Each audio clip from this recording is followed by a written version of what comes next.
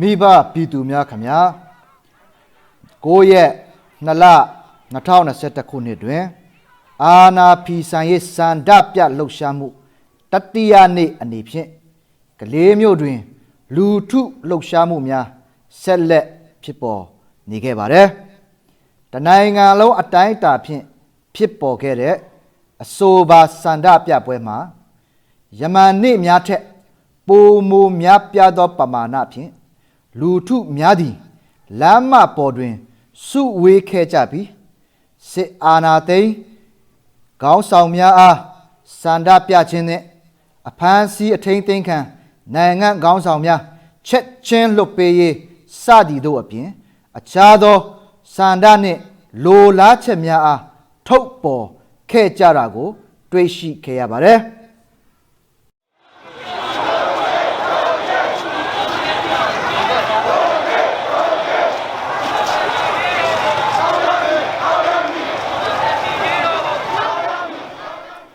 လူမျိုးပေါင်းစုံ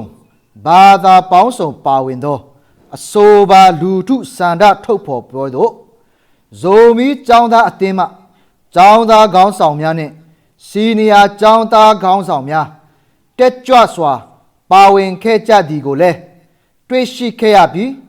အခြားသောမဟာမိတ်ကျောင်းသားအဖွဲ့များနှင့်ဌာနအသီးသီးမှအစိုးရဝန်ထမ်းများနှင့်အတူပြည်သူလူထုအကျိုးအတွက်တက်ကြွစွာစန္ဒထုတ်ဖော်ခဲ့ကြခြင်းပဲဖြစ်ပါတယ်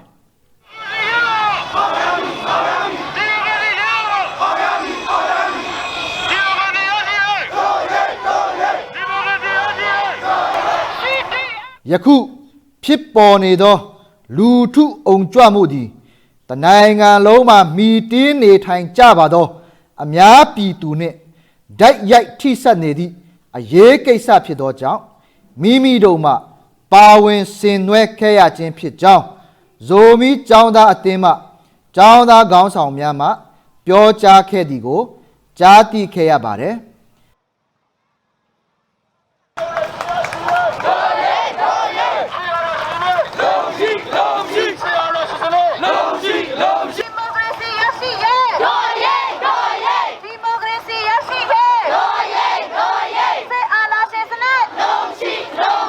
ဒါအပြင် Civil Disobedience Movement တွင်ပါဝင်ခဲ့သောဝန်ထမ်းများနှင့်အတူခိုင်မာစွာရပ်တည်သွားမည်ဖြစ်ပြီးဤအရေးကိစ္စများတွင်အခြားသောမိတ်ဖက်အဖွဲ့အစည်းများနှင့်အတူပန်းတိုင်ရောက်သည့်အထိဆက်လက်လှုပ်ရှားချီတက်သွားမည်ဖြစ်သည့်အကြောင်းကိုလည်း၎င်းကျောင်းသားအသင်းမှခေါင်းဆောင်များထံမှကြားသိခဲ့ရပါတယ်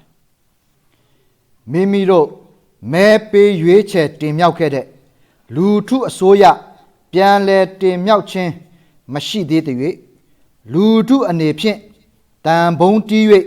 စန္ဒထုတ်ဖော်ခြင်းလူထုနှင့်လက်တွဲက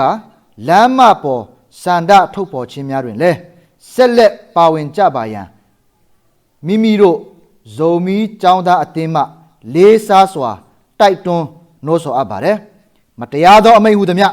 တာဝန်အရဖီဆန်ကြပါအရေးတော်ပုံအောင်ရမည်